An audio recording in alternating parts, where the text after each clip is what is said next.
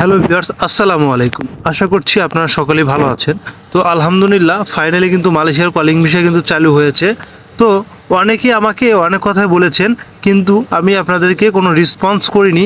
তবে আমি আজকে আপনাদেরকে প্রমাণসহ আমি আজকে আপনাদেরকে সব কিছু দেখাবো যে মালয়েশিয়ার কলিং ভিসা চালু হয়েছে।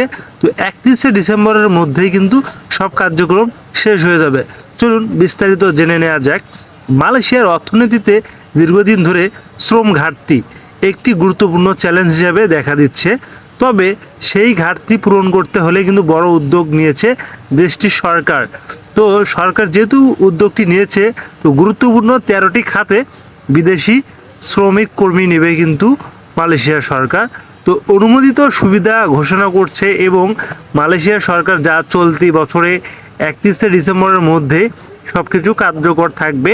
তবে মঙ্গলবার থেকে আপনারা ভালো কিছু জানতে পারবেন যে মঙ্গলবারের পরে কিন্তু এমন কিছু তথ্য প্রকাশ হয়েছে এবং হবে সামনের মঙ্গলবারের মধ্যে। তো সেটা আপনারা কিন্তু জানতে পারবেন।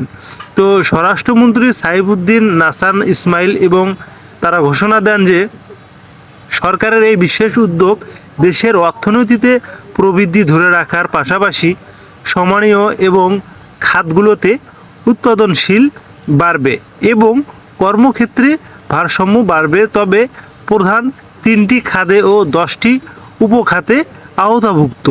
যেমন সরকারি ঘোষণার যে খাতগুলো উল্লেখ করা হয়েছে, প্রধান 3টি খাত হচ্ছে বৃক্ষরোপণ এবং কৃষি এবং খনি এবং খনন। এই 3টি হচ্ছে প্রধান খাত। এর বাইরেও আরও সুবিধাপত্রে 10টি উপখাত রয়েছে। সেগুলোর মধ্যে হচ্ছে পরিষেবা, ধাতু, স্কোপ, সামগ্রী পরিষ্কার পরিচ্ছন্ন কর্মী এবং ভবন রক্ষণাবেক্ষণ, পাইকারি ও খুচরা ব্যবসা, লন্ডি, রেস্তোরাঁ ও স্টিলভিত্তিক গুদামজাতকরণ, কার্গিং এবং হ্যান্ডেলিং। সরকার প্রকল্পের আওতাধীনে যেসব নির্মাণ কাজ আছে সেগুলো এগুলো ছাড়া এবং মালয়েশিয়ার ইনভেস্টমেন্ট ডেভেলপমেন্ট অথরিটি MIT অনুমোদিত নিয়োগ বিনিয়োগে 13টি সেক্টরে কর্মী নিয়োগ করা হবে। মোল্টি জানিয়েছেন যে বছরে 31শে ডিসেম্বর পর্যন্ত খাতগুলোতে বিদেশি কর্মী কোডের আবেদন কেস ভিত্তিক অনুমোদন দেওয়া হবে, অর্থাৎ প্রতিটি আবেদনের প্রার্থিক এবং মূল্যায়ন করা হবে। তো বিদেশি কর্মী যারা আছেন আগ্রহী এবং নিয়োগকর্তা সরাসরি স্বরাষ্ট্র মন্ত্রণালয়ের অধীনে থাকা one stop centre OST for foreign workers and management তাদের আবেদনকে জমা দিতে হবে। তবে প্রতিটি আবেদনের উপদ্বীপ এবং মালয়েশিয়ার শ্রম বিধান ZKSM সংশ্লিষ্ট নিয়ন্ত্রণ সংস্থার মূল্যায়নে এই যে চূড়ান্ত অনুমোদন সময় পাবে। নিয়োগকর্তাদের আবেদন জমা দেওয়ার সময় কিন্তু এই বিষয়গুলো অবশ্যই যাচাই বাছাই করে নিতে হবে। জনবল কিন্তু সংশ্লিষ্ট খাতের বাস্তবের চাহিদা এবং ভিত্তিতে সরকারের ভারসাম্য নমনীয় এবং চাহিদা ভিত্তিক পদ্ধতিতে খাতগুলোতে থাকবে।